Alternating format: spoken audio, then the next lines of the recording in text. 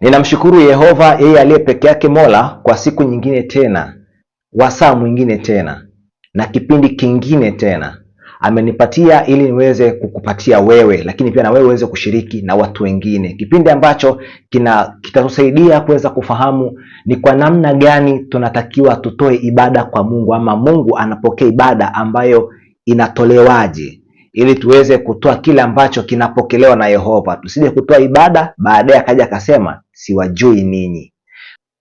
Basi baada ya kusema hayo, nikukumbushe tu mimi ni mwalimu mmoja kati ya walimu wa channel yako pendwa hii ya Njia Salama Ministry, ninayekwenda kwa majina Emmanuel Michael Liaru. Nikukaribishe katika somo la leo linalokwenda kwa kichwa kinachosema ibada inaendelea, sehemu ya kwanza kati ya tatu.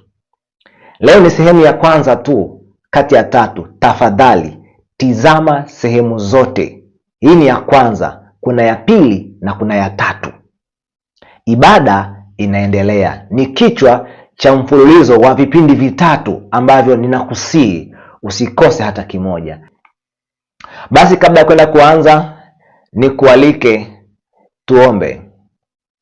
Tunakushukuru Yehova, wewe uliye peke yako Mola, wewe ambaye unastahili ibada, wewe ambaye unahitaji kila kiumbe chako kiweze kukusifu na kukutukuza. Basi tunaomba kupitia sehemu ya kwanza ya somo hili zuri ambalo linakwenda kwa kichwa kinachosema ibada inaendelea, ukawe nasi. Tunakuomba roho yako iwe nasi, ituongoze na kutufundisha tuweze kufaidika na somo hili, tuweze kutoa ibada kamili. Turekebishe Yehova pale ambapo hatuendi sawa na maagizo yako kupitia somo hili. Naomba na kuamini kupitia jina la Yesu Kristo. Amina. Basi nikukaribishe tena ninapokwenda kuanza kipindi changu cha siku ya leo, kipindi ambacho kinakwenda kwa jina ibada inaendelea, sehemu ya kwanza. Kiini cha furaha kamili ni Mungu wa kweli. Kiini cha furaha kamili ni Mungu wa kweli. Hakuna binadamu ambaye hahitaji furaha kamili. Ndio maana wakati unapoteza chochote unaumia moyo. Ndio maana wakati unaumwa hauna furaha. Ndio maana wakati marafiki wanakutenga unahuzunika moyo. Mambo yanapotukuta sisi kama binadamu ambayo hayatufurahishi, tunaangalia wapi tutaipata furaha yetu.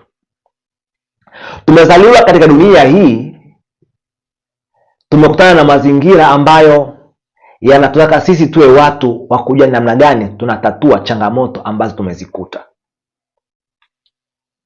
Kama tumezaliwa kabla ya dhambi, tungekuta mazingira ya kabla ya dhambi na tungetoa ibada vile vile. Lakini kwa kuwa tumezaliwa baada ya dhambi, kuna namna ya kuenenda katika mazingira haya.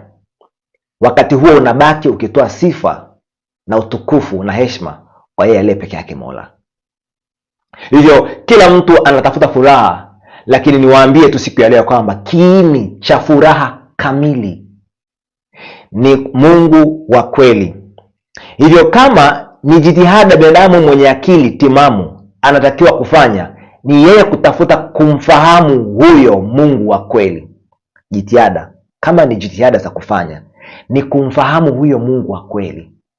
Maana umekuja duniani, umekuta kuna nguvu za giza, kuna mapepo, umekuta kuna magonjwa, umekuta kuna mambo ambayo yanaharibu akili, yanaweza kukuhuzunisha. Hayo yote yametoka wapi? Dhambi.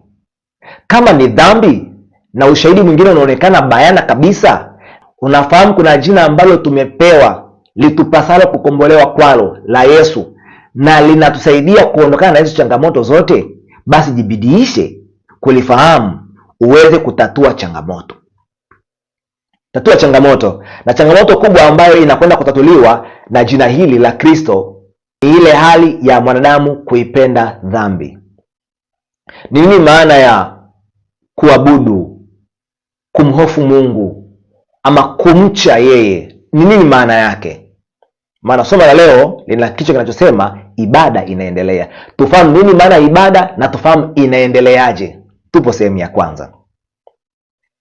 Zaburi 34 aya 11. Maandiko yanasema hivi, njoni enyi wana, mnisikilize, nami nitawafundisha kumcha Bwana. Kumbe kumcha Bwana kunafundishika. Lakini ili tuweze kumcha Bwana, lazima tujue uko kumcha Bwana maana yake ni nini. Kwa lugha ya Kiingereza maandiko yanasema, come ye children, hearken unto me, I will teach you the fear of the Lord, ambayo hili neno fear of the Lord ndilo hili limetafsiriwa kumcha Bwana. Kwa lugha ya Kiebrania kuna neno linalosomeka shahah, linamaanisha kuinama, kuabudu, na pia inaweza pia kumaanisha kusujudu, kutoa heshima au kumsihi mtu kwa unyenyekevu. Shahah. Kwa lugha ya Kigiriki neno ambalo linatumika kutoa maana hiyo hiyo ya kuabudu ama kusihi kwa namna ya unyenyekevu linasomeka hivi, postionao. Ndivyo ambavyo linatamkika na kumaanisha kuabudu au kuonyesha heshima. Katika Mithali 8:13 maandiko yanasema hivi, kumcha, ambayo kumcha tumeona kumcha maana yake nyingine ni kumwabudu ama kumhofu Bwana. Kumcha Bwana ni kuchukia uovu. Hivi kumbe kumcha Bwana ni kuchukia uovu, kiburi na majivuno na njia mbovu na kinywa cha ukaidi pia nakichukia. Yehova anakichukia kinywa cha ukaidi, anachukia njia mbovu, kiburi na majivuno, na anasema kumcha Bwana ni kuchukia uovu, ama kumwabudu Bwana ni kuchukia uovu. Kama haukuwahi kuchukia kile Mungu anakichukia, haukuwahi kumwabudu. Hivyo kama kuchukia uovu ni kumwabudu Yehova, inatakiwa tujibidiishe kufahamu uovu ni nini na haki ni nini, ili tukifahamu uovu ni nini tujitenge nao. Yehova atatuwezesha tuweze kuchukia. Jina lake lizidi kutukuzwa sana. Kitabu cha Kutoka 7:16, Musa anatumwa na Mungu kumwambia Farao, anamwambia hivi, nawe umwambie Bwana Mungu wa Waebrania amenituma nije kwako kusema, wape watu wangu ruhusa ili wapate kunitumikia jangwani, nawe tazama hujasikia hata sasa. Kwa hiyo Mungu anamtuma Musa kumwambia Farao kwamba Mungu wa hawa Waebrania amenituma nije kwako, naye amenituma akisema wape watu wangu ruhusa ili wapate kunitumikia. Kumbe Mungu anataka atumikiwe. Kutumikia maana yake ni nini? Kutumikia ni kutekeleza maagizo ya aliye mkuu. Yoshua 24 aya ya 14 maandiko yanasema hivi, basi sasa mcheni Bwana mkamtumikie. Tumeona katika kitabu cha 7:16 Kutoka, tunaambiwa Mungu anamwambia Musa, mwambie Farao awaruhusu watu wangu waje wanitumikie. Lakini Yoshua 24:14 anaandika, anasema vile vile, basi sasa mcheni Bwana mkamtumikie. Kumbe kumcha Bwana ni kumtumikia kwa unyofu wa moyo na kwa kweli, na kuiweka mbali miungu ambayo baba zenu waliitumikia ng'ambo ya mto na huko Misri, mkamtumikie yeye Bwana. Hivyo kumcha Bwana ni kumtumikia, sio kwenda katika jengo la ibada siku fulani peke yake kwa masaa fulani peke yake, bali ni kule kutekeleza maagizo ya Mungu wakati wote. Hili likieleweka, tutapona. Nakubali Mungu ametenga siku ya ibada, lakini tendo la kumwabudu ni la siku zote, ila siku ya saba ni siku isiyohusisha kazi zetu, ni pekee imetakaswa kwa ajili ya Mungu na ni sehemu ya ibada. Hivyo ikiwa umekuwa kutekeleza majukumu yako makubwa ya kiibada, lakini katika mazingira ya nje ya kutaniko wewe ni mwovu, jua ya jambo moja la hakika, utakufa. Kuna watu wanafikiri ibada ni pale ambapo tutakuwa pamoja kama waumini kwenye eneo ambalo tumelichagua kwa saa fulani, lakini ibada ni jumla ya kila tendo, neno, wazo la wazi ama la siri, sekunde yoyote, dakika yoyote, saa lolote, siku yoyote, popote utakapokuwepo, iwe ni ofisini, iwe ni nyumbani, kwenye usafiri, kwenye matembezi, kwenye manunuzi, tutaona hapo baadaye, katika mambo yote unayoyafanya, katika kila unalolinena, katika kila unaloliwaza, linaonyesha unatoa heshima kwa nani? Ni kwa Mungu ama si kwa Mungu? Kwa maana litakuwa ni kwa Lucifer. Tunakwenda kuona. Ndio maana unaweza kuona bado watu wanaiba mitaani, unaweza kuona watu wanajiuza kwenye mitaa, utaona bado watu wanapokea rushwa, utaona watu wanachukiana, kusengenyana na kutendeana mambo ya ovu mpaka hata kuuana. Lakini siku za ibada na masaa ya ibada unawakuta watu hao wapo kwenye yale majengo wanasema tunamwabudu Mungu. Watu wenye kutumia lugha chafu na matusi, kejeli, dharau, hao tunawaona wakiwa kwenye kati zao, wana lugha chafu, wanasikiliza miziki ya ajabu, wanatekeleza mambo ambayo ni ya hovyo, ya kihuni. Lakini katika masaa ya ibada na siku za ibada unakuta wapo kwenye jengo. Hawa ni watu ambao wamefundishwa kwamba Mungu anaabudiwa ule muda ambao tumekutana. Jambo hili tutalifundisha kwa kina kwamba halipo hivyo. Hiyo ni dhana potofu ya shetani ambayo ameisimika kwenye vichwa vya watu wengi. Watu wanafikiri kwamba kumwabudu Mungu ni kuwa kwenye jengo la ibada ama karibu na waumini. Tutakwenda kuona haipo hivyo. Kumwabudu Mungu ni katika tendo lolote unalolifanya wakati upo hai, na tayari utashi wako unakueleza jambo hili hapa ni sahihi ama sio sahihi. Wakati unaweza kutofautisha kati ya jema na baya, kati ya dhambi na haki. Tendo lolote ambalo unalifanya linaingia katika jumla ya matendo yanayomaanisha wewe unamwabudu nani. Linaingia katika seti nzima ya matendo ambayo hayo yakibebwa kama package yanamaanisha wewe unamwabudu nani. Ibada ni tendo linaloonyesha mwitikio wa hiari au huduma ya upendo kwenda kwa Yehova kutoka kwa viumbe vyake vyote. Ni heshima ambayo hutokea kwa werevu wa kuthamini tabia yake ama sheria yake. Yohana 4 aya 23 mpaka 24 inasema hivi. Yesu anatamka, anasema, lakini saa inakuja, nayo saa ipo, ambayo waabudu halisi watamwabudu Baba katika roho, jambo la kwanza, roho, jambo la pili, na kweli. Hivi ni vitu viwili muhimu vya kuzingatia katika ibada. Yesu anazidi kusema, kwa maana Baba awatafuta watu kama hao wamwabudu katika roho na kweli. Dhumuni la kuleta somo hili ni kueleza watu ya kwamba Yehova anahitaji watu wamwabudu, ama si wamwabudu kama wanavyomwabudu sasa, pasipo roho wala kweli. Hapana, tunawakumbusha wengi wanafanya ibada lakini si katika roho na wala si katika kweli. Tuendelee tuone inamaanisha nini katika roho na katika kweli. Aya 24, Mungu ni roho, nao wamwabuduo yeye imewapasa kumwabudu katika, anasisitiza, roho na kweli. Hayaachi haya maneno. Ibada lazima ifanyike katika roho na kweli. Kwa nini katika roho na kweli? Warumi 8 aya yake ya 8, maandiko anasema, wale waufuatao mwili hawawezi kumpendeza Mungu. Wanaofuata mwili hawawezi kumpendeza Mungu.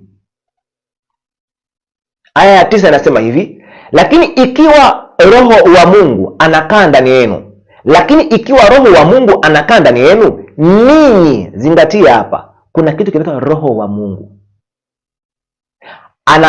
Anakaa wapi? Ndani yetu. Ninyi hamuufuati mwili, bali mwaifuata roho. Lakini mtu awaye yote asipokuwa na roho wa Kristo, huyo si wake. Aya ya 10, na Kristo akiwa ndani yenu. Hapa maanake Kristo, maanake ni roho. Yesu hukaa ndani yetu kupitia roho yake. Hivyo na Kristo akikaa ndani yetu kupitia roho yake, anasema nini? mwili wenu, yani miili yetu, mwili wenu umekufa kwa sababu ya dhambi. Kwa hiyo ikiwa roho ya Kristo haikukaa ndani yetu, miili yetu basi haijafa kama roho yake haipo ndani yetu. Lakini roho ya Kristo ikikaa ndani yetu, miili yetu imekufa kwa habari ya dhambi, ama kwa mambo yanayohusu dhambi. Anasema bali roho yenu i hai kwa sababu ya haki. Kwa hiyo mwili na roho hushindana. Roho i radhi, lakini mwili udhaifu. Mwili unaweza ukasababisha roho ikapotea. Sasa ili roho yangu isipotee, ama roho yangu isipotezwe na mwili wangu, ninahitaji roho ya Kristo ikae ndani yangu, ili mwili usiwe na nguvu dhidi ya dhambi, ili mwili usishindane na roho yangu, matamanio yangu ya haki ambayo ninajua kabisa haya natakiwa kuyatenda ili niwe salama. Ili yasisumbuliwe na mwili, lazima niombe uwezo utokao juu, yani roho ya Kristo, ili kupitia roho hiyo matamanio na makusudio ya mwili, asili ya dhambi ya mwili, itiishwe chini ya nia njema ya roho yangu, ili niwe salama. Hivyo wale ambao hawana roho ya Kristo, ambayo ndiyo roho ya Mungu, hawawezi kutoa ibada, kwa sababu ibada ni matokeo ya usafi wa akili, wa fikra, makusudio, mapenzi ama moyo wa mwanadamu. Hivyo ili ibada ipatikane, inatakiwa akili ziwe safi. Akili zinakuwa safi pale roho ya Kristo ikiniongoza katika kuyafahamu maandiko na kuchukia uovu, ndipo nitakapoweza kutoa ibada kamili. Tuendelee kusoma. Anasema hivi: lakini ikiwa roho yake yeye aliyemfufua Yesu katika wafu anakaa ndani yenu, ikiwa roho yake yeye anakaa ndani yetu, yeye aliyemfufua Kristo Yesu katika wafu ataihuisha na miili yenu iliyo katika hali ya kufa kwa roho wake anayekaa ndani yenu. Hivyo hii miili yetu inayotamani kutenda mabaya lazima isulubishwe, lazima izoeshwe kanuni za utakatifu mpaka izoee. Itakapozoea kanuni za utakatifu, ndipo aya hii inasema hivi: ataihuisha na miili yenu iliyo katika hali ya kufa kwa roho wake anayekaa ndani yenu.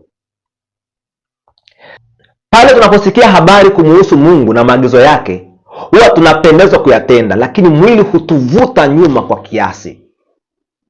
Unakuta ulimi wetu umetamani kula vile ambavyo vinaharibu afya, ama kunywa vile ambavyo vinaharibu afya, ama masikio kusikia vile ambavyo ni vibaya, ama macho kutizama, na mdomo kuzungumza kwa haraka maneno ambayo ni machafu ama kejeli ama matusi. Tumezoea hivyo na mambo mengine ambayo mwili hutamani kutenda. Tunaposikia habari za Kristo na tunapobatizwa, tunakuwa tumemkiri Yesu, lakini taratibu Yesu hufanya badiliko kupitia roho yake kuanzia ndani, kupitia mchakato wa kila siku. Kristo huifanya miili yetu iachane na mazoea ya kabla, mazoea ambayo yanaleta kifo, tupate mazoea ambayo yanaleta uhai. Huu mchakato ni kuumbwa upya, ni kufanyika kiumbe kipya, na Kristo ndiye mtekelezaji wa jukumu hilo kupitia roho yake.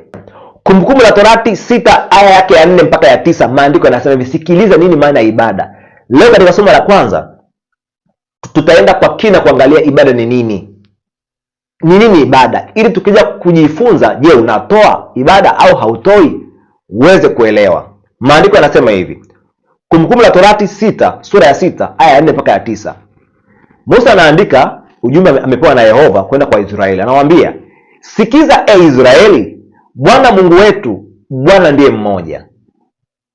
Yaani jambo la kwanza kabisa, unatakiwa kuabudu ndio, lakini unamwabudu nani? Bwana aliye mmoja. Aya ya 5, nawe mpende Bwana Mungu wako kwa jambo la kwanza moyo wako wote. sio sehemu ya moyo. Hapana. Watu wengi katika mambo ya usio ibada wanampenda Mungu kwa sehemu. Ndio maana utaona ya kwamba kwenye simu zao wana nyimbo za kumtukuza Yehova, lakini wana bongo flavor na muziki mingine ya kidunia ya mashetani, ambayo watu ambao wamekubali kuingia kwenye vyama vya siri ili kupewa fedha na kuwezeshwa kuimba mambo ambayo yanamtukuza Lucifer, yanayoharibu sura ya Mungu ndani ya mwanadamu, wao wanayapenda na wanayashangilia, wengine wanashare kwa watu wengine, lakini ana nyimbo za kishetani na za kumtukuza Mungu. Ndio maana unaweza kuona mtu anakwenda kutoa ibada kanisani na ni mwimbaji kwa mfano, hajavaa kwa heshima, lakini anakwenda kuimba kumwimbia Mungu. Wamempenda Mungu kwa sehemu, si kwa moyo wao wote. Tukisoma maandiko matakatifu yatusaidie kuelewa. Ndio maana wengine wanakwenda kwenye majengo ya ibada kwa lengo tu la kuonyesha walivyovaa siku hiyo, au kutafuta marafiki. Atatekeleza baadhi ya majukumu ya muumini, lakini hana kusudio la kweli la kumwabudu Mungu wa kweli. Huyu amempenda kwa moyo kiasi, ila si kwa moyo wote. Hivyo tunaambiwa kwamba nawe mpende Bwana Mungu wako, tumeanza jambo la kwanza, kwa moyo wako wote na kwa roho yako yote, imani bayana ya yasiyoonekana. Anakwenda anasema na kwa nguvu zako zote. Hapa panatamkwa vipengele vitatu muhimu vinavyoweza kutoa ibada, maana ibada ni kumpenda Mungu. Ndio maana Yesu anasema kwenye Yohana 14:15, mkinipenda mtazishika amri zangu. Kumbe tunaanza kupenda, kinachofuata kushika amri. Kama hatukupenda hatuwezi kushika amri. Hivyo tukipenda ni rahisi kutii. Ndicho ambacho Yesu anasema. Hivyo tuanze kuomba Yehova atuwezeshe kumpenda. Amri kuzishika itakuwa rahisi. Musa anawaambia kwenye aya ya 5, Kumbukumbu 6 aya ya 5, anasema nawe mpende Bwana Mungu wako kwa moyo wako wote, kwa roho yako yote na kwa nguvu zako zote. Kumbe nguvu zinahusika kwenye ibada. Tutaona ni ipi maana ya kumpenda Mungu. Lakini huu upendo lazima ueleweke, unamaanisha nini? Nikisoma kitabu kinaitwa Education ama elimu ya kweli 16.1 inasema hivi: kumpenda yeye asiye na ukomo, mjuzi wa yote, kwa nguvu zote. Jambo la kwanza, nguvu zinahusishwa hapo, na akili. Jambo la pili, na moyo. Inamaanisha kiwango cha juu cha kukuzwa kwa kila nguvu. Kumbe kumpenda Mungu ni kukuza kwa kiwango cha juu kila nguvu. Inamaanisha, anaendelea kusema mwandishi, inamaanisha kwamba ndani ya kiumbe mzima maana yake ni nini? Maana ibada inatolewa na kiumbe mzima, si sehemu ya kiumbe. Musa amesema kwa moyo wako wote, roho yako yote, nguvu zako zote. Hivyo huyo ni kiumbe mzima. Hapa tunaambiwa ndani ya kiumbe mzima, yaani sehemu ya kwanza mwili, nguvu zako zote za mwili. Namba 2, akili kama ilivyo. Namba 3, kwa roho. Sura ya Mungu inatakiwa kurejeshwa. Elimu ya kweli 16.1. Tunapozungumzia kumpenda Mungu ni kulinda mwili wetu mzima. Ndiyo maana maandiko matakatifu yanakuwa bayana kabisa. Mungu anasema, Wakorintho wa kwanza sura ya 3 aya 16 mpaka 17, anasema miili yetu ni mahekalu ya Roho Mtakatifu, na Mungu atamharibu mtu anayeharibu mwili. Atakayeharibu hekalu, Mungu atamharibu mtu huyo. Lakini waraka wa 3 wa Yohana sura ya 1 aya ya 2, maandiko yanasema, mpenzi, fanikiwa katika mambo yako yote ukiwa na afya njema. Hivyo hatuwezi kuitenga afya, hatuwezi kuitenga miili katika ibada. Ni agizo la Mungu hilo. Nikizidi kusoma kitabu cha elimu ya kweli 15.1, maandiko yanasema hivi: wakati Adamu alipotoka katika mkono wa muumbaji, sikiliza vizuri, alichukua katika muonekano wa kimwili, kiakili na asili ya kiroho mfano wa muumbaji wake. Mungu akaumba mtu kwa mfano wake, Mwanzo 1:27. Na ilikuwa ni kusudio lake kwamba kwa kadiri ambavyo mwanadamu angezidi kuishi, ndivyo katika ukamilifu zaidi angetakiwa kuidhihirisha sura yake. Kwa ukamilifu zaidi angeonyesha utukufu wa muumbaji. Vipengele vyake vyote vilikuwa na uwezo wa kukua.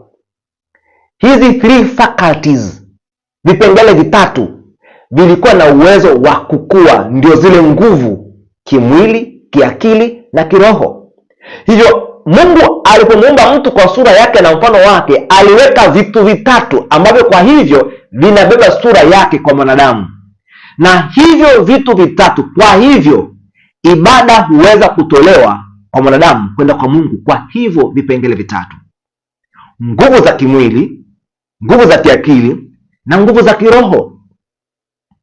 Hivyo hatuwezi kuacha afya ya kimwili, afya ya kiakili, tukasema tunakufundisha habari za roho peke yake. Hapana, hautaweza kutoa ibada. Maana Mungu anasema kupitia nabii Musa kwamba Israeli ampende Bwana Mungu wake kwa moyo wake wote, kwa roho yake yote, kwa nguvu zake zote. Ibada inakamilika katika matumizi ya vipengele hivyo vyote vitatu. Hivyo kama wewe unakula hovyo hovyo, unakula kuku wa kisasa na mayai ya kisasa, lakini pia huna tahadhari yoyote dhidi ya hao kuku wa kienyeji na wanyama ambao ni wa kienyeji, huna tahadhari, haufahamu Mungu ana maagizo gani juu ya matumizi ya nyama, haufahamu. Lakini mbaya zaidi, unatumia nyama za ndege na wanyama ambao unafahamu kabisa hawajafugwa vizuri, wanaharibu afya yako. Twende tukaone kile ambacho kinazungumzwa katika mwendelezo wa hii sura ya 6 ya Kumbukumbu la Torati. Tuko aya ya 6 sasa hivi. Musa anazidi kusema hivi: na maneno haya ninayokuamuru leo yatakuwa katika moyo wako. Kumbe maneno ambayo Mungu anawaamuru Israeli yatakuwa katika moyo. Katika moyo maana yake nini? Yatakuwa katika mapenzi ya Israeli. Yale ni matamanio ya kufanya kila siku, hiyo ni tabia, hiyo ni kusudi, si kukaa kwenye akili tu. Hapana, Mungu asemi na kupatia maagizo yangu yakae kwenye akili yako tu usiyatekeleze. Hapana, anataka yawe sehemu ya makusudio yetu ya maisha katika tabia na utekelezaji wake. Ndiyo maana yake, yatakuwa katika moyo wako, yatakuwa ni mapenzi yako, itakuwa ni tabia yako. Ndicho ambacho Mungu anawaambia Israeli namna ya kushika amri. Ndio maana Yesu alisema, kama ambavyo nimekwisha kusoma kitabu cha Yohana 14:15, mkinipenda mtazishika amri zangu. Na hapa Musa anazungumza kitu kile kile, anaanza aya ya 5, nawe mpende Bwana Mungu wako kwa moyo wako wote. Aya ya 5 Musa anasema mpende, na Yesu alisema mkinipenda. Na vile vile katika aya ya 6 tunaangalia kinachozungumza ni katika aya ya 6 anasema, na maneno haya ninayokuamuru. Maneno yapi ambayo Israeli anaamuriwa? Ni amri. Musa anasema mpende, shika maneno unayoamriwa. Yesu anasema mkinipenda mtashika amri zangu. Hivyo ibada inapatikana kama matokeo ya upendo wa kiumbe kwa Mungu wake. Hii ni ibada ya kweli. Lakini shetani anaweza kushurutisha. Unaweza ukampenda Lucifer ukamwabudu, na usipompenda anatumia nguvu. Ndio maana tumeona katika historia ya waaminifu katika kipindi cha zama za giza, nguvu zilitumika. Wengine wakauliwa, wakachomwa moto hai, wengine wakazikwa hai, wengine wakakatwa na mapanga, wakauliwa kwa namna tofauti tofauti, na hata magereza ya ardhi ya chini ya ardhi walitupwa huko, wakafa kwa njaa. Shetani alikuwa analazimisha apewe ibada, lakini Mungu kamwe hafanyi hivyo. Hapa tunaambiwa mkinipenda mtazishika amri zangu. Hivyo kumbe, kama hauwezi kuzishika amri hukumpenda. Kama hukumpenda, hawezi kukupatia roho yake ikae ndani yako ili kuufisha huu mwili, ili roho zetu ziwe hai katika Kristo. Lipo jambo la kuzingatia hapo. Aya ya 7 inasema hivi, nawe uwafundishe watoto wako kwa bidii. Moja kati ya maagizo ambayo ni ibada ni kuwafundisha watoto wetu maagizo ya Yehova, tena kwa bidii. Hili neno bidii linajumuisha maneno yafuatayo: kutokuwa mzembe, kuwa na kiasi, kujali muda. Kwa nini haya mambo matatu nimeyazungumza? Leo wengi wanategemea kulea mtoto ambaye atamfahamu Yehova katika akili na katika roho na katika kutunza mwili, akiwa kwenye miji mikubwa ambayo ina dhambi nyingi sana na matukio mengi ya uovu, ambayo watoto wanasikiliza nyimbo za ajabu za kihuni, wanaangalia movie ambazo zinatoa sura ya Mungu na kumweka Lucifer kama msingi wa tabia yao. Wanaona watu wazima walivyovaa kihuni katika barabara, katika hizo movie na katika mapicha ambayo yanapatikana kwenye mitandao, lakini vile hata kwenye mabango barabarani wakitembea tu. Miji mikubwa ina dhambi nyingi sana.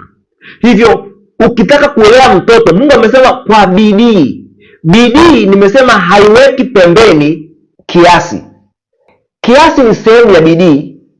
Wengi wanataka wabaki mijini wakifikiri kupata fedha, mishahara ya kidunia ama kuweza kupata uchumi wa kidunia, lakini watoto wao hawakuwatafutia mahali ambapo wangeweza kutengeneza tabia zao wafanane na Kristo.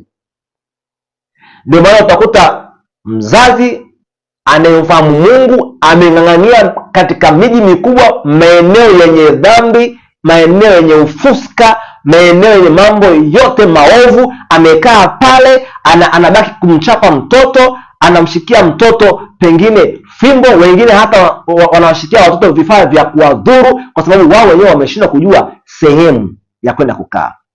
Tutoke katika miji mikubwa, twende nje ya miji mikubwa tukaweze kutekeleza huu utume. Ikiwa haumwandaji mtoto wako kumuona Kristo, wewe haumwabudu Yehova, maana wewe ni muuaji.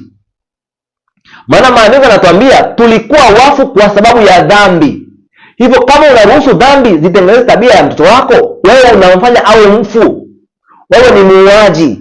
Inawezekana ukaenda kwenye jengo la ibada na ukashiriki ibada na wenzako, lakini Mungu anakujua wewe kama muuaji. Hivyo nawe wafundishe watoto wako kwa bidii. Amezungumza mambo hapa. La kwanza, uketipo, utembeapo, ulalapo, uondokapo. Kwa lugha nyingine, yani wakati wewe hujafa ama hujalala, wakati akili yako ipo macho katika utimamu kamili, tekeleza maagizo ya Yehova. Ndicho ambacho anakisema Musa hapa. Ibada ni kila mahali.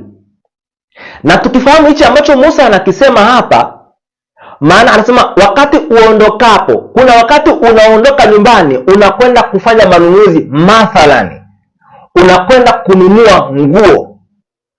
Nimesema ibada ni jumla ya matendo yote unayofanya wewe, yani yakileta kama package moja katika boksi moja, ama katika sehemu moja ambayo yameshikwa yote matendo yako, ama katika kitabu kimoja ambacho kimeandikwa kila tendo lako. Tukisoma kile kitabu tutajua unamwabudu nani.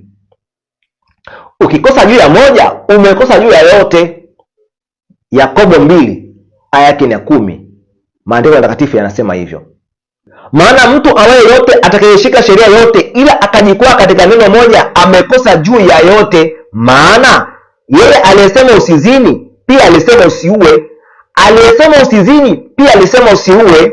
Anazidi kusema, basi ijapokuwa ukuzini, kweli ukuzini, tunafahamu kweli ukuzini, lakini umeua, umekuwa mvunja sheria. Kwa hiyo japokuwa haukuzini lakini umeua, wewe ni mvunja sheria. Kwa hiyo ni lazima tutizame maagizo ya Yehova kwa kujifunza kila siku na kumakinika. Lazima ili umwabudu Mungu utumie akili. Hauwezi kumwabudu Mungu pasipo kutumia akili. Maandiko yanasema hivi, uondokapo, umeondoka kutoka nyumbani, umekwenda kununua nguo. Utakapofika kwenye lile duka la nguo, shetani ametengeneza vinyago vingi kwenye hilo duka. Utakapochukua nguo ambayo haikutoshi sawa sawa, pengine ni kubwa zaidi ya saizi yako ama ni ndogo zaidi inakubana, inayobana mathalani makalio yako, inayobana hipsi zako, inayobana miguu yako, inayobana tumbo lako, nguo inayobana kifua chako ama kuonyesha tumbo ama kuonyesha kifua. Hiyo nguo ukichukua, kile kitendo cha kuinunua, unamhakikishia muuza duka, unahakikishia mbingu nzima na wanadamu watakao kuona kwamba wewe unamwabudu shetani. Zingatia maandiko. Uondokapo, umetoka nyumbani, umeenda kununua vyakula kwa ajili ya familia, ukanunua soda. Soda ina madhara na ina sukari nyingi, ni hatari kwa afya, na juisi za viwandani vivyo hivyo, na zimeongezewa preservatives, baadhi ya kemikali za kuhifadhi vinywaji hivyo ili visiharibike. Haiwezekani. Hicho kitu hakiwezi kuwa na afya tena ndani yako, ndani ya mwili wako. Unakwenda unanunua kuku na mayai ya kisasa kweli, ili ukaribu afya za familia yako, wakati maandiko yanasema inatakiwa turudishe sifa na utukufu kwa Mungu kwa nguvu zetu zote. Wewe unaleta vyakula ambavyo vinaharibu afya na nafaka nyingine nyingi za kisasa. Hauna jitihada ya kuandaa nafaka safi ama kutafuta zinapouzwa ununue kwa ajili ya afya yako na familia. Wewe hauna jitihada. Utakapokwenda kununua vitu hivyo na kupeleka kwenye friji nyumbani kuviweka, ukifikiri unampenda mtoto, wewe kwa hakika unatangazia wanadamu na mbingu kwamba unamwabudu shetani. Kama ulikuwa haufahamu, anza sasa. Fuata maagizo sahihi. Linda afya yako ya kimwili, ya kiroho na kiakili. Maana kwa kuzilinda hizo sehemu kuu tatu, ndio maana tumesoma hapa 16.1 kitabu cha Elimu ya Kweli. Ndio maana inabebwa na neno kumpenda ni kuzikuza hizi nguvu, kuzitengeneza, kuzilinda na kuzitumia zirejeshe utii wa kuyafuata maagizo ama utumishi kwa Yehova. Utakapoenda saluni ukamwambia kinyozi akunyoe kiduku, denge, kama maandiko yalivyokataza, ni dhambi hakika. Kwa kile kitendo cha kwenda kunyoa hivyo, umemhakikishia mnyoaji, malaika wa mbinguni na binadamu wenzio ya kwamba wewe unamwabudu shetani. Mwanaume vivyo hivyo, utakapokwenda kununua nguo za kubana mwili wako, siku hizi zinaitwa modo. Hapana, mwanaume unabana mwili wako. Hata mwanamke unabana mwili wa nini? Bila kuwa na akili timamu hauwezi kumwabudu Mungu. Vyakula tunavyokula, filamu ambazo tunaziangalia, na watu ambao tumekuwa tukiishi nao, wameharibu akili za wanadamu wenzao. Sasa wewe usiwe kati ya walioharibiwa. Yesu akuokoe. Ninapozungumza kila tendo, kila neno litaleta hukumuni kama Biblia inavyosema, inamaanisha jumla ya mambo unayoyafanya wewe, iwe ni kwenye simu yako, iwe ni ndani ya chumba chako cha siri, iwe ni mazungumzo ya siri baina ya wewe na mtu mwingine, yote yataletwa hukumuni. Yataletwa hukumuni maana yake ni hivi, yanamaanisha unamwabudu nani ili upewe uzima au mauti. Hivyo jumla ya mambo unayoyafanya yanatoka wapi? Yanatoka moyoni, kwenye akili. Ndio maana Biblia inasema linda moyo wako kuliko chochote ukilindacho. Linda akili yako. Unatizama nini? Unasikiliza nini? Unachokula kinatengeneza uwezo wa akili yako kushikilia mema na kuachia mabaya na kukumbuka yaliyo mema kwa ajili ya msaada wako wewe katika maisha yako. Chochote ambacho nakitenda kinalinda akili, kinalinda moyo. Tuendelee kusoma Maagizo anasema yafunge yawe dalili juu ya mkono wako. Yafunge, sio chagua baadhi, hapana, yafunge, yachukue yote katika utendaji. Naye atakuwa kama utepe katikati ya macho yako, kama utepe katikati ya macho yako, kwenye forehead, kwenye paji la uso, ikimaanisha ama ikisimamia kufikiri. Yawaze hayo, yafikiri mchana kutwa, lakini pia yatende hayo. Hivyo tutaweza kusema ya kwamba ibada ni usafi wa mwili, akili na roho. Ni ukuzaji wa nguvu za kimwili, za kiakili na za kiroho katika kila tendo na neno na wazo, mahali popote, saa na muda wowote, nafsi iwapo hai, tena iwapo katika utambuzi wake. Hiyo ndio ibada, ni usafi. Matokeo ya usafi huu ama kusafisha hivi vipengele vitatu ni matokeo ya binadamu kumpenda Mungu. Tutaweza kuyatii maagizo yake. Ayubu 22:21 maandiko yanasema, mjue sana Mungu ili uwe na amani, ndivyo mema yatakavyokujia. Ili uwe na amani, ndivyo mema yatakavyokujia. Tuone mkuu hii hapa, inasema hivi: sheria ya upendo ikiwa ndio msingi wa serikali ya Mungu, furaha ya viumbe vyote vilivyoumbwa ilitegemea jinsi vilivyopatana kikamilifu na kanuni yake kuu ya haki. Hapa anasema furaha ya viumbe vyote vilivyoumbwa ilitegemea jinsi. Zingatia neno ilitegemea, namna, ilitegemea jinsi vilivyopatana kikamilifu na kanuni yake kuu ya haki, sheria yake.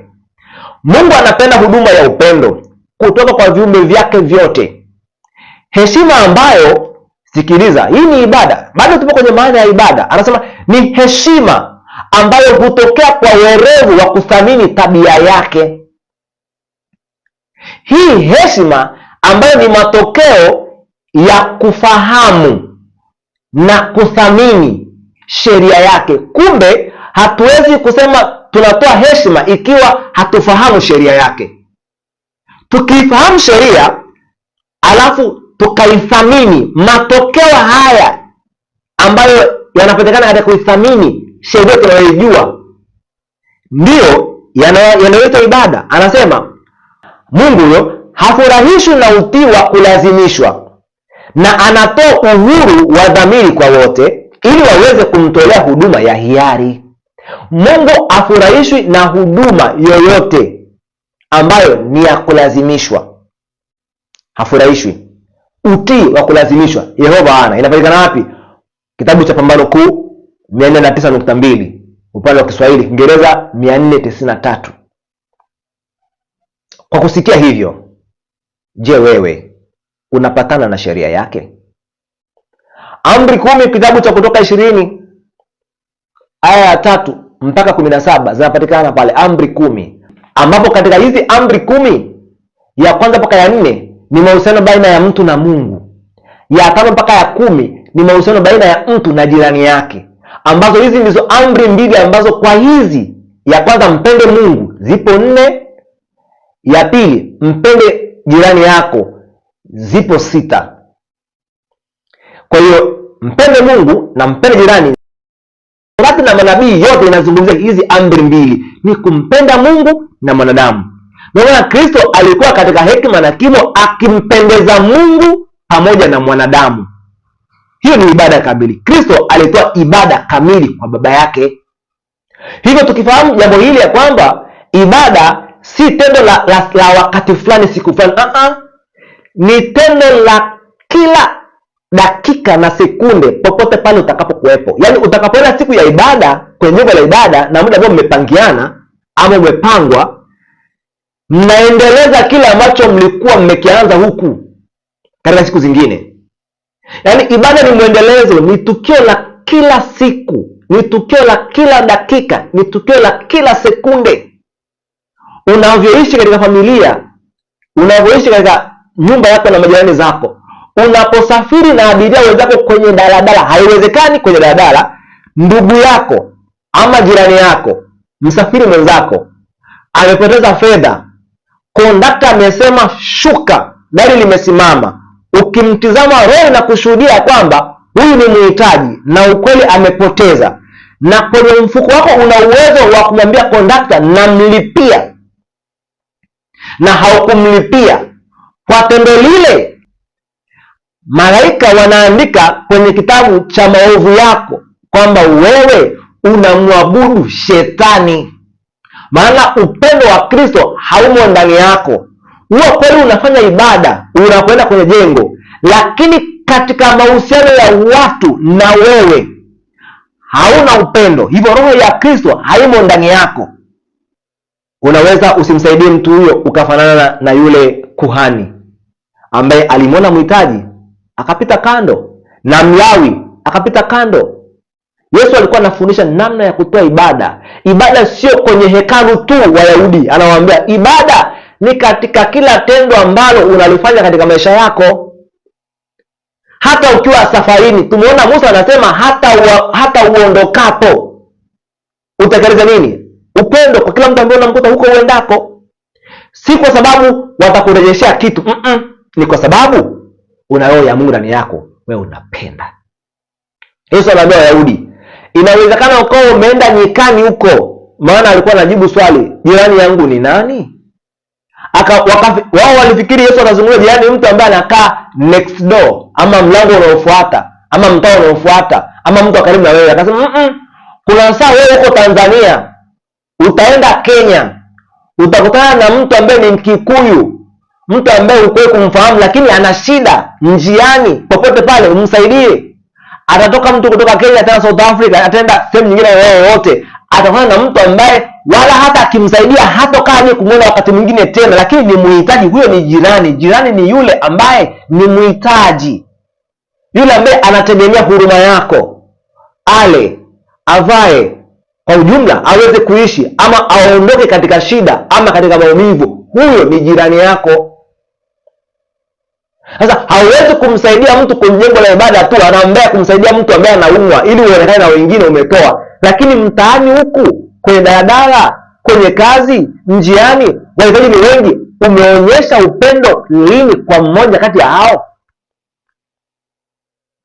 Wengi wanaenda kwenye majengo ya ibada, lakini Yesu baadaye atakuja awaambie, nilikuwa na kiu, hamkunipa maji, nilikuwa na njaa, hamkunipa chakula. Watajiuliza, mbona tulichanga kwenye makanisa? Ataambia, wakati mnapita njiani mlinikuta sehemu fulani nina njaa, mkaniacha. Siwajui ninyi, tokeni kwangu enyi mtendao maovu. Nataka tujue kwamba neno ibada, au tufungue akili zetu tufahamu ya kwamba neno ibada sio neno la wakati fulani tu. Hapana, ni maisha ya binadamu alimjua Mungu, ni maisha ya binadamu, ni mfumo wa maisha, ni tabia, ni mapenzi ya binadamu kutekeleza mambo ambayo Yehova Mungu wake amemwarifu aweze kutenda. So ibada si ya wakati fulani, ni ya kila wakati. Ndio nimesema utakachokitekeleza chochote kinamaanisha unayempenda, kinamaanisha unayemwabudu. Ibada inaendelea. Wapo watu ambao wanajiita Wakristo lakini wameshindwa kuheshimu hata jamii wanaoishi kwayo. Na watu wengi ni watu wazima. Dhambi zilizoeleka leo hii ni kuacha mwili katika hali ya utupu, kuacha sehemu za mwili wazi, kuvaa mavazi ambayo hayamfurahishi Yehova, yule aliye peke yake Mola. Hicho kinamkasirisha yeye. Unakunywaje? Unatafutaje mwenzi wa maisha? Maandiko yanasema msiunganishe nira kwa namna isiyo sawasawa na mtu asiyeamini. Wewe unatafuta mahusiano na anayeamini? Midomo yako inazungumza nini? Unajipaka ndio mafuta ya ngozi, lakini hayo mafuta unafahamu faida na hasara zake? Unaweza ukazidi kufuatilia, utaona namna ambavyo tunatoa mafunzo ya kutengeneza mafuta yanayojali afya ya ngozi.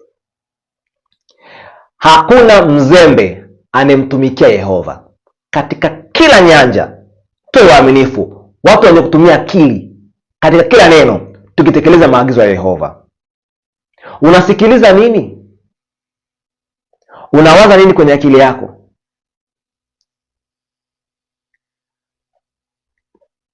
Nukuu nyingine inasema hivi: wale wanaofanya bidii kutii amri zote za Mungu watapingwa na kudhihakiwa.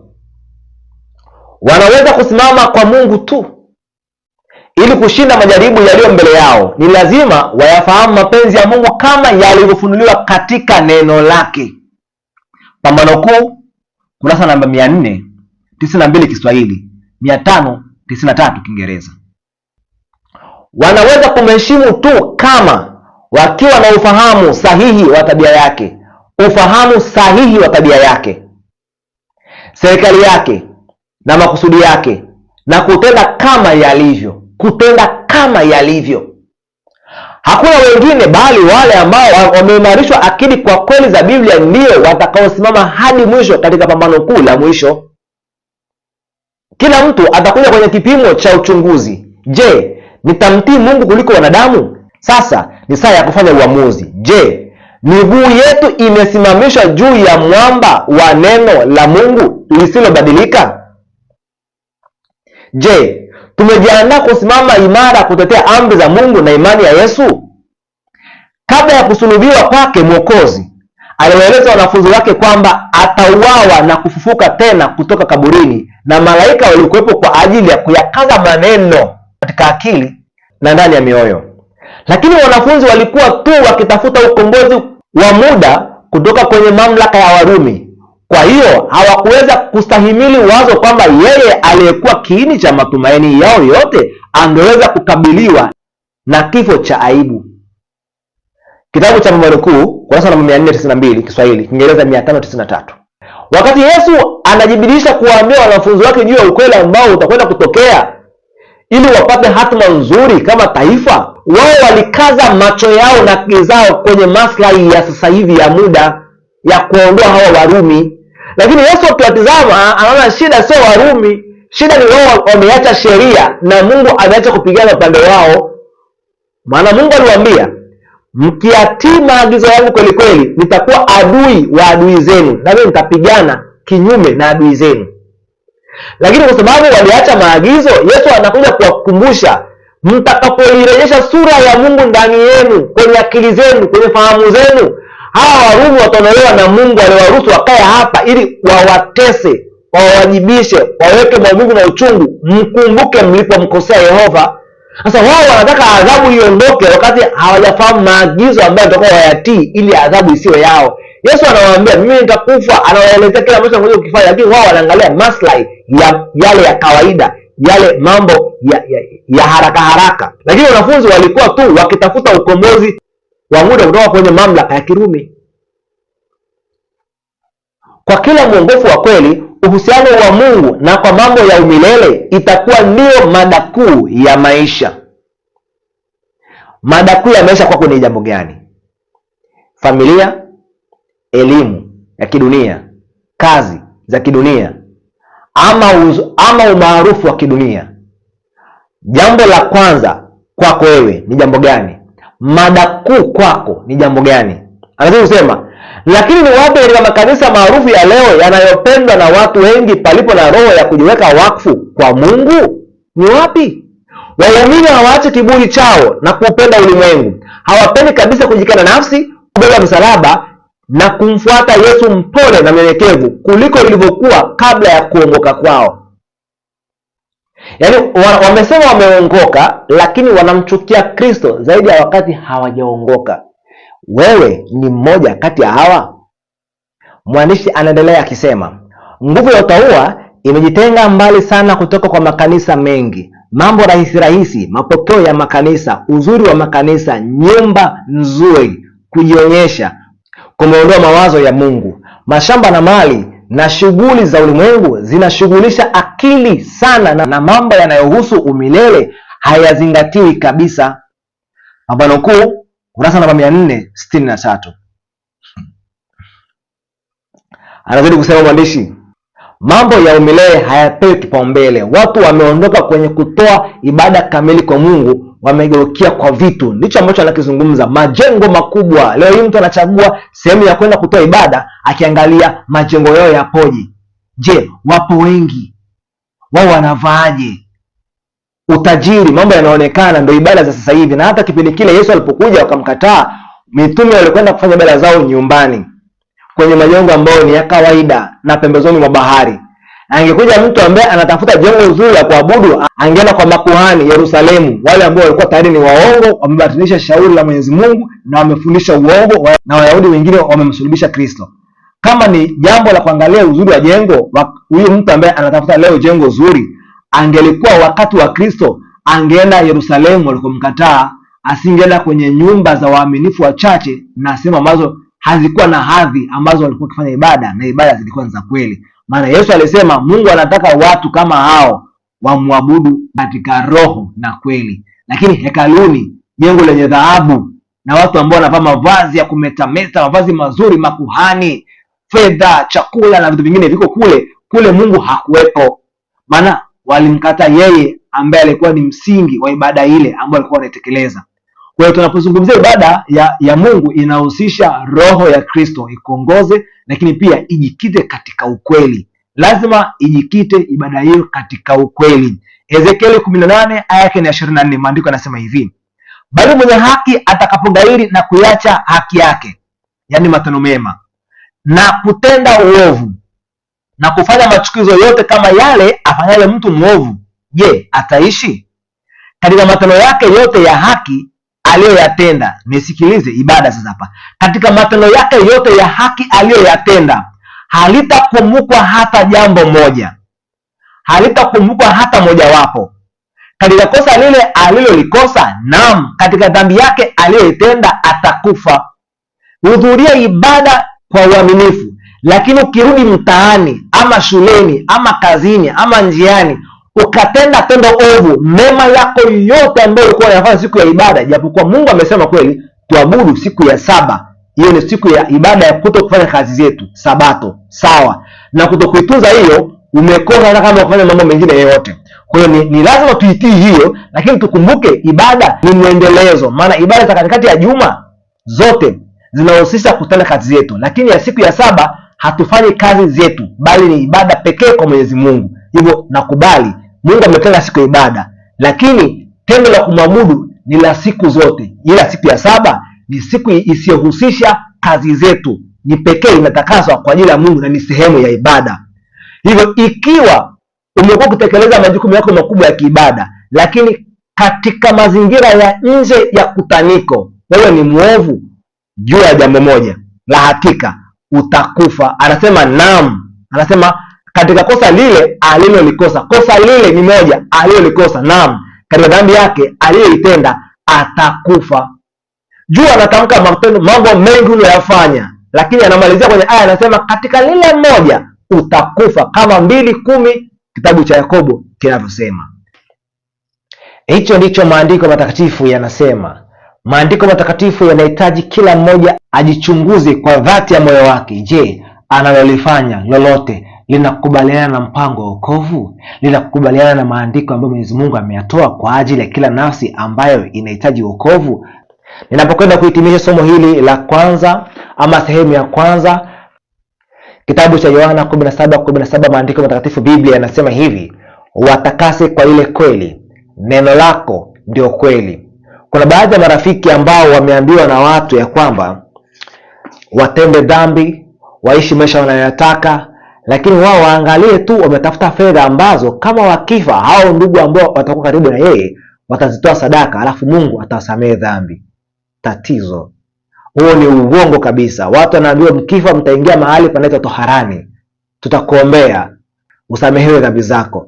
Jambo kama hilo ni mtego wa shetani, na ukiingia hapo umekufa milele. Ni mtego wa ibilisi. Maandiko matakatifu, Biblia yanasema hivi, 14:13 kitabu cha Ufunuo, maandiko yanasema, nikasikia sauti kutoka mbinguni ikisema, andika, heri wafu wafao katika Bwana tangu sasa, naam, asema Roho, wapate kupumzika baada ya taabu zao, kwa kuwa matendo yao yafuatana nao. Maandiko yanasema matendo ya watu yatafuatana nao hadi wakati wa hukumu. Lakini kuna ambao wanakudanganya, wanakuambia kwamba wewe tafuta sadaka, hakikisha hata kama una dhambi ukifa uache sadaka. Huo ni mtego wa Ibilisi. Ibada kamili itolewe, mtii Mwenyezi Mungu angali hai, ukiwa na uwezo wako kabisa wa kusema ninachagua wapi. Wengi wanahitaji nguvu za kushinda dhambi, lakini hawajui zinapatikana vipi. Jambo la kwanza, Mungu anampenda yeyote ambaye ana kiu ya haki. Fahamu ya kwamba Mungu anaweza kuzungumza na wewe moja kwa moja. Jifunze kwa kupiga magoti mwenyewe katika chumba chako. Omba Mungu, funga, msogelee Bwana kwa maombi, mwambie naomba niyaelewe maandiko matakatifu, Biblia. Atakuelekeza, atakufungulia aya kwa aya. Utakapokwenda kuelewa kile ambacho Ibilisi amekitega katika mambo ambayo yeye ameyatengeneza, ambazo zote hizo ni dhambi, utafahamu ubaya wa Ibilisi, utafahamu ubaya wa dhambi. Nguvu ya kuchukia dhambi itakuja kwa sababu umefunga na kuomba, umejibirisha kumuuliza Mungu kwa maombi ni namna gani maandiko matakatifu yanaweza kumwelezea yeye alivyo haki na alivyokupenda. Na wewe ukimpenda atakuongoza kuzishika amri zake. Zingatia elimu na ujuzi uliochukua juu ya kazi yako unayofanya kwa sasa, ama elimu ambayo umeichukua kwa ajili ya majukumu mengine ya wewe yoyote. Umemaliza vitabu vingapi? Umevielewa na kuvifundisha kwa wengine, lakini maandiko matakatifu ambayo yanaeleza juu ya wokovu wako umeyapuuzia. Hauwezi kupata nguvu za kushinda dhambi ikiwa wewe si msomaji wa neno la Mungu. Wengi wameshindwa kujifunza maandiko matakatifu, wakiyafungua tu wengine wanapata usingizi, wengine wanasoma kidogo na kulala kama ushahidi. Ni kwa sababu hawakuyaelewa. Wangeyaelewa, wangepata msukumo wa ndani, furaha ya ndani na shauku ya kuendelea kujifunza. Sasa mtafute Mwadventista Msabato mwana matengenezo akuelekeze upate kitabu hichi, Wazee na Manabii. Wazee na Manabii, Patriarchs and Prophets. Nunua kitabu hicho, kisome hicho kitabu, kitakuelekeza namna ya kuelewa pambano baina ya Kristo na Ibilisi, haki na uovu, kuanzia mbinguni hadi katika miaka ya mwisho ya Mfalme Daudi. Baada ya hapo, Njia Salama Ministry tutakuelekeza uendelee na kitabu gani kingine ambacho kitakupatia maelezo mazuri namna gani Ibilisi alivyo mbaya na Kristo alivyo mwema. Kama haujifunzi maandiko matakatifu, Biblia, ukiongozwa na Roho Mtakatifu, maana muongozo wa kujifunza maandiko matakatifu ni Roho Mtakatifu, na Roho Mtakatifu amelipatia kanisa la Waadventista vitabu ambavyo vimevuviwa na huyo Roho venye kuelekeza maandiko matakatifu, Biblia, ili mtu aweze kuona uzuri wa Kristo na ubaya wa Lucifer, aipende haki iliyo ndani ya Kristo na achukie uovu ambao upo ndani ya Lucifer. Ukivisoma vitabu hivi vitakuelekeza ni namna gani maandiko matakatifu yalivyo mazuri. Utayapenda sana na utayafahamu kwa namna ambavyo hukuwahi kuyafahamu maandiko matakatifu. Nguvu inayokuwezesha kutii maagizo ya Yehova na kutoa ibada kamili ni kujifunza maandiko matakatifu, Biblia, kwa dhati ya moyo. Una kiu ya haki ndani yako, piga goti peke yako, Yehova anakusikia. Mwambie ninahitaji kuyafahamu maandiko matakatifu. Kisha tafuta vitabu hivi vya roho ya unabii. Anza na kitabu kinaitwa Wazee na Manabii. Baada ya kumaliza kitabu hicho, utasoma Manabii na Wafalme. Baada ya kusoma kitabu cha Manabii na Wafalme, utasoma Tumaini la Vizazi Vyote. Baada ya Tumaini la Vizazi Vyote, utasoma kitabu cha roho ya unabii cha Matendo ya Mitume, Acts of Apostles. Baada ya hapo, utasoma kitabu cha 5 kinachoitwa Pambano Kuu, The Great Controversy. Pia vipo vitabu vingine vizuri kwa sasa kama kitabu Matukio ya Siku za Mwisho. Vipo vingi vizuri, lakini hivyo nimekupelekezea uvitafute. Anza navyo. Mwenyezi Mungu atajidhihirisha kwa dhati katika akili yako. Utayafahamu maandiko matakatifu, utaenda kwa hayo, utapata amani ndani ya moyo wako. Mwenyezi Mungu kubariki sana akokuwa nami kwenye somo hili la kwanza kati ya masomo matatu. Basi akulinde hata somo la pili na la tatu. Ulikuwa nami Emmanuel Yaru, mmoja kati ya walimu katika channel yako pendwa ya Njia Salama Ministry. Nikualike uweze kushare link ambazo zinapatikana kwenye channel ya Njia Salama Ministry. Masomo ambayo unayaona ni msaada, shiriki kwa wengine. Yatume kwenye magroup ambayo wewe ni mjumbe, wewe humo ndani, lakini pia kwa marafiki wa familia na wengine katika kazi ama kwingineko ulimwenguni. Shiriki uwezavyo. Na rafiki ambaye umetumiwa mafundisho haya, fahamu kwa dhati ya kwamba alikutumia amekukusudia mambo yaliyo mema. Nawe pia share ama shiriki na wengine linki iliyotumiwa kwa ajili ya kubariki. Mwenyezi Mungu akubariki sana. Hadi wakati mwingine, tuombe. Asante Yehova kwa kuwa nasi kuanzia mwanzo wa kipindi hata mwisho kipindi cha sehemu ya kwanza. Kuwa nasi katika maendelezo ya vipindi na maandalizi ya vipindi vingine. Tuongoze tuweze kukufahamu wewe, tutoe ibada ya kweli ili tuwe katika watu wenye faida. Katika jina la Yesu nimeomba na kuamini. Amina.